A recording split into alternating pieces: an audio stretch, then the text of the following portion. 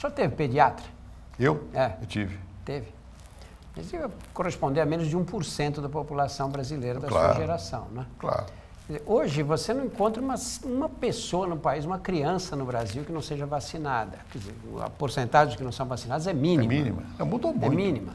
O Brasil tinha, na década de 50, tinha quantos milhões de habitantes? 50 milhões, mais ou menos? Em 70 éramos 90 milhões. Em 70 éramos 90. Por causa do futebol. Né? Dobramos a população. Dobramos a população. Né? E temos a pretensão de dar saúde e educação para todos. Não é uma tarefa simples. É muito também, complicado. Né? Estamos avançando. Nesse sentido que eu guardo certo otimismo, eu costumo repetir, vou dizer mais uma vez. Eu nasci em 1931. É péssimo isso. 81 anos atrás. Péssimo para quem? Para mim, né? 81 anos. Agora, nasci no Rio, não é tão mal. E mudei para São Paulo, melhor. Bom, agora... Ou pior. Ou pior, depende. Agora, quando eu nasci, metade dos brasileiros não tinha sapato. O Jeca Tatu não tinha sapato. E no Rio, o mais comum era tamanco. O pessoal andava na rua de tamanco, aquela madeira assim. Né? E bicho do pé. Todo mundo tinha problema de bicho do pé, para não falar de piolho. Né? E isso era ontem para mim. Né? O analfabetismo era, sei lá, 60%. Hoje é menos de 10%. Quer dizer, vacina, né? Quem ia pensar?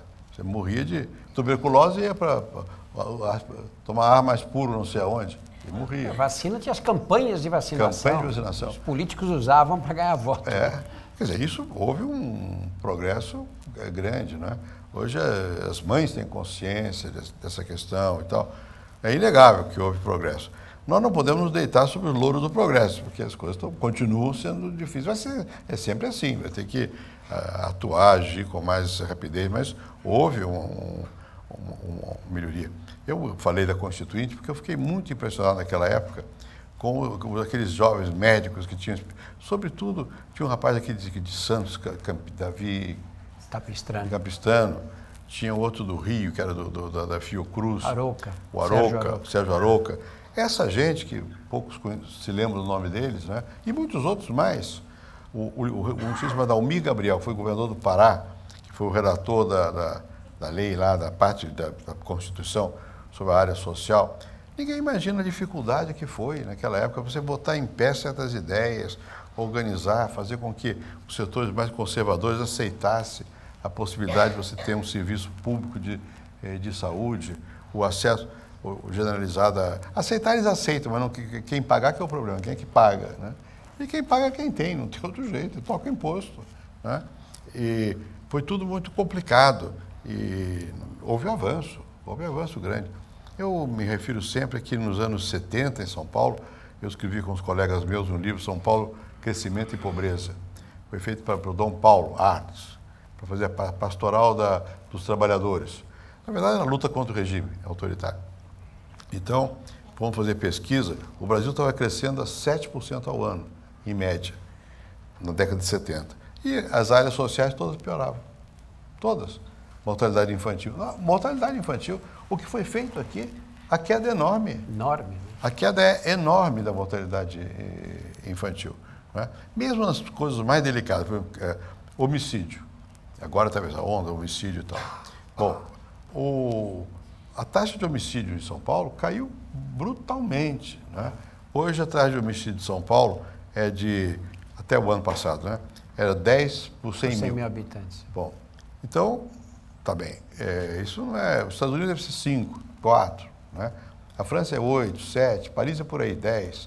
Bom, então São Paulo, Estado de São Paulo. Só que nós somos 42 milhões de habitantes. Quando tem 10 por 100 mil, 4.200 pessoas são assassinadas por ano. Você divide isso por 365 dias, dá 12 por dia. Isso é o mais baixo do Brasil. Morrem 12 por dia. Bom, mas morriam 30 por dia. Agora está caindo. Mesmo agora, com tudo isso aí, a média continua essa, mais ou menos. Deve ter subido para 13. Bom, a gente quer baixar mais, porque é bastante. Né? Um já é muito. Né? Um já é muito. Né? Mas o fato é que melhorou. Tem uma opção de coisas vão... A gente às vezes perde um pouco a perspectiva. Não se pode tomar posição sem comparar.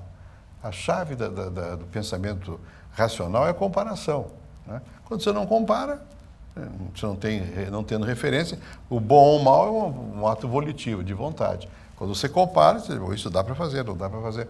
Então, comparativamente, nós avançamos. Agora, comparativamente, nós ainda estamos muito atrás de muita coisa. A educação é dramático.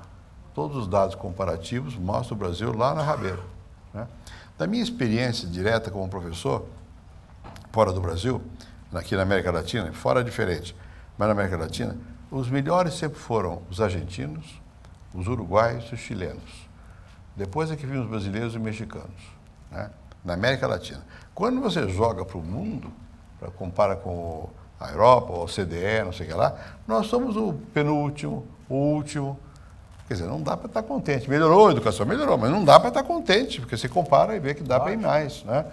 A mesma coisa no que diz respeito aos indicadores de saúde, mesmo de mortalidade infantil, que caiu vigorosamente, mas ainda está, comparando com outros locais, é muito mais alto. É muito mais alto, né? Mesmo com o país, eu morei no Chile muitos anos. O Chile tem uma saúde pública institucionalizada muito antiga. Aliás, quem fez foi Allende, mas não como presidente, quando ele era médico, né? Nos anos 30, né? Não sei, não foi só o Allende, não foi ele. Desde os anos 30, né? Então, nós nos atrasamos em muita coisa. E como o Brasil cresceu a galope, ficou muito difícil.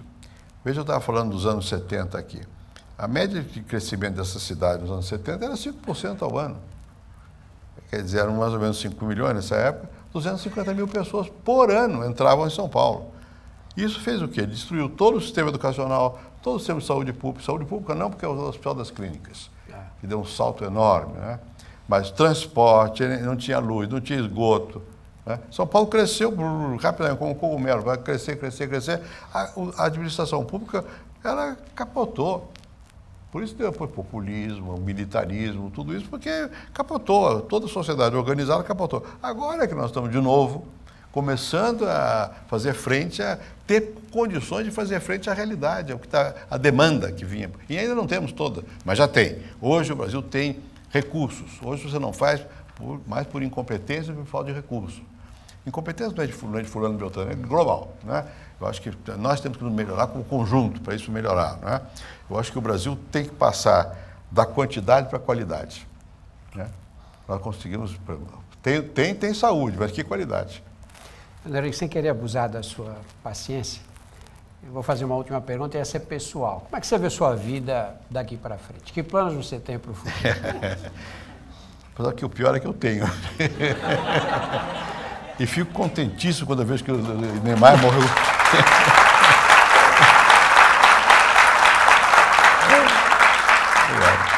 Quando eu vejo o Neymar morreu com 104 anos.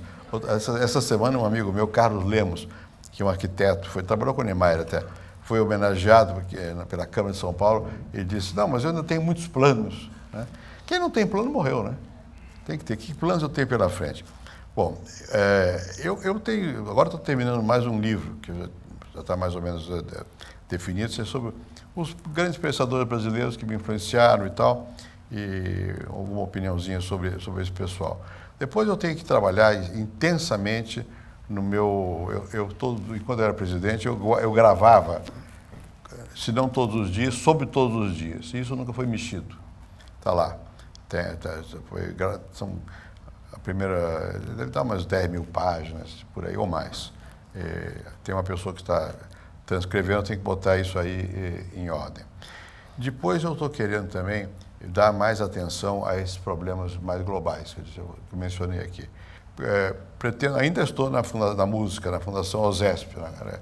Mas agora, não porque eu queira, mas porque há limites, eu sou favorável a isso também. Você não pode ser presidente eterno. Então, eu tenho que cair fora em junho, mas isso dá trabalho. Ainda esse... Onde é que foi? Domingo de manhã, sábado de manhã.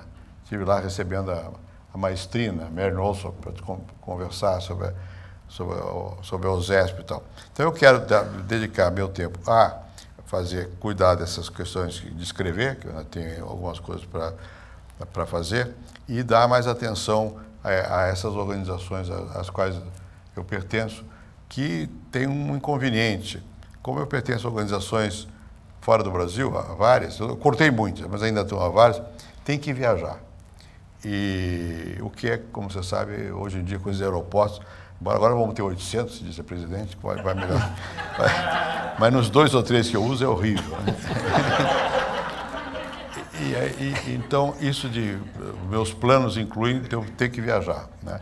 Eu gosto, mas é um pouco cansativo. Então, eu tenho que, segundo minha família, limitar um pouco a minha ambição de planos, porque senão posso me desgastar muito. Mas pretendo me dedicar bastante a isso. E também, de vez em quando, dou um palpite na política. Né? Não no dia a dia. As pessoas pensam, eu não sei, eu não acompanho, realmente eu não sei o que está acontecendo aqui, ali, nem no meu partido, nem em outros, nada. Mas em certos momentos eu fico irritado. Eu digo às vezes que talvez a essa altura da vida fosse mais prudente calar, mas eu não consigo. Eu acabo dizendo que depois dá uma reação, pauleira, não sei o quê. Mas não vou parar nisso também não. Ainda meu braço tem força para puxar, para esticar a borracha e quem sabe a pedra cai na cabeça de alguém que eu queira. Tem saudade do tempo que era presidente da República? Né? De algumas coisas, sim. Eu vivi com intensidade aquilo. Não tenho saudade de pessoas e coisa meio boba, mas enfim, eu gostava muito da piscina do Palácio. Eu nunca mais vou ter uma piscina daquela. Nem os jardins daqueles e tal. O Alvorada é muito agradável de você viver lá. É uma vida tensa, densa, mas eu gosto, né? Agora, eu não sou saudosista. É uma coisa você já fui, não sou. Não fica com a ideia que você passou, não vou querer voltar a ser o que já fui, porque não vale a pena. E eu repito sempre a frase de um amigo meu, Felipe Gonçalves, que foi um grande presidente da Espanha. E ele foi presidente moço e tal. Ele disse, olha, ex-presidente é um problema. Porque parece aqueles jarrões chineses, enormes, bonitos, grandes. Ninguém sabe o que faz com aquilo. Então, eu acho que é preciso tomar cuidado para você não virar um jarrão chinês. Né?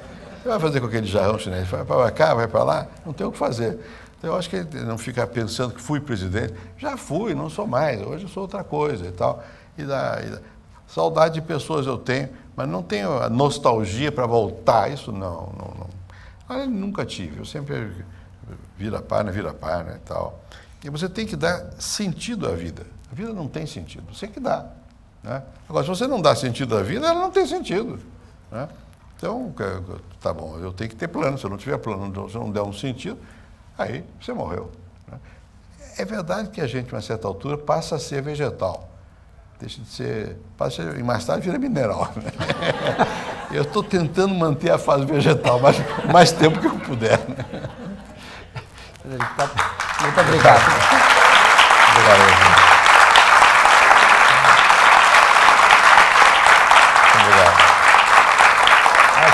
Acho que todos nós estamos ouvindo você aqui até. Muito obrigado pela presença, obrigado pela presença de todos e muito boa tarde. Boa tarde. Eu que agradeço a você. Muito bom.